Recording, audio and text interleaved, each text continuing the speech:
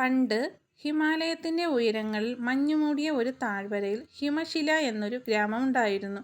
അവിടെ ഷോൺ എന്ന ഒരു വേട്ടക്കാരനും അയാളുടെ ഭാര്യ ലിമയും അവരുടെ മകൻ സഞ്ജയും ജീവിച്ചു. ഹിമശിലയിലെ ആളുകൾ കുന്നുകളിൽ കഷ്ടപ്പെട്ട് ഭക്ഷണം കണ്ടെത്തി. ഷോൺ തണുപ്പുള്ള കാറ്റിലും കടുപ്പമേറിയ മഞ്ഞിലും വേട്ടയാടാൻ പോകുമായിരുന്നു. മാംസം അവരുടെ പ്രധാന ആഹാരമായിരുന്നു. മൃഗങ്ങളെ വേട്ടയാടുമ്പോൾ കിട്ടുന്ന മാംസം അവർ ഉണക്കി സൂക്ഷിക്കും. ഇത് മാസങ്ങളോളം കേടുകൂടാതെയിരിക്കും. ഇതിനെ ചുരുക്കമാംസം എന്നവർ വിളിച്ചു. ലിമയും മറ്റു സ്ത്രീകളും വേനൽക്കാലത്ത് കിഴങ്ങുകളും കാട്ടുപഴങ്ങളും ശേഖരിച്ച് ഉണക്കി ശൈത്യകാലത്തേക്ക് സൂക്ഷിക്കുമായിരുന്നു. ഇത് അവരുടെ ഭക്ഷണത്തിൽ ഒരുപാട് പോഷകങ്ങൾ നൽകി. അതുപോലെ ഒരുതരം പ്രത്യേക ചെടിയിൽ നിന്നും അവർ ചായ ഉണ്ടാക്കി. അത് തണുപ്പിനെ ചെറുക്കാൻ സഹായിച്ചു.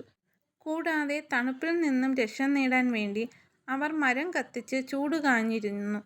ഒരു ദിവസം വലിയ മഞ്ഞുവീഴ്ചയുണ്ടായി. ഗ്രാമം മുഴുവൻ മഞ്ഞിൽ മൂടി. ഷോൺ വേട്ടയ്ക്ക് പോയപ്പോൾ ഒരു കൂട്ടം ചെന്നായ്ക്കൾ അദ്ദേഹത്തെ ആക്രമിക്കാൻ വന്നു.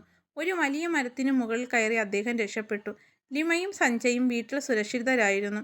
അവർ ഉണങ്ങിയ മാംസവും പച്ചക്കറികളും കഴിച്ചു. 3 ദിവസം കഴിഞ്ഞ് മഞ്ഞുവീഴ്ച കുറഞ്ഞപ്പോൾ ഷോൺ തിരികെ വന്നു. ഷോണും ലിമയും സഞ്ജയും ഒരുമിച്ചിരുന്ന് ഭക്ഷണം കഴിച്ചു. അന്ന് സഞ്ജയ് ചോദിച്ചു, "അച്ഛാ, അമ്മേ, ഈ മഞ്ഞിനെ നമുക്ക് പേടിയില്ലേ?" ഷോൺ ചിരിച്ചുകൊണ്ട് പറഞ്ഞു, "നമ്മൾ മഞ്ഞിനെ ബഹുമാനിക്കുന്നു സഞ്ജയ്. പക്ഷേ നമ്മൾ അതിനേക്കാൾ ശക്തരാണ്. നമ്മുടെ മനസ്സ് ശക്തമാണ്.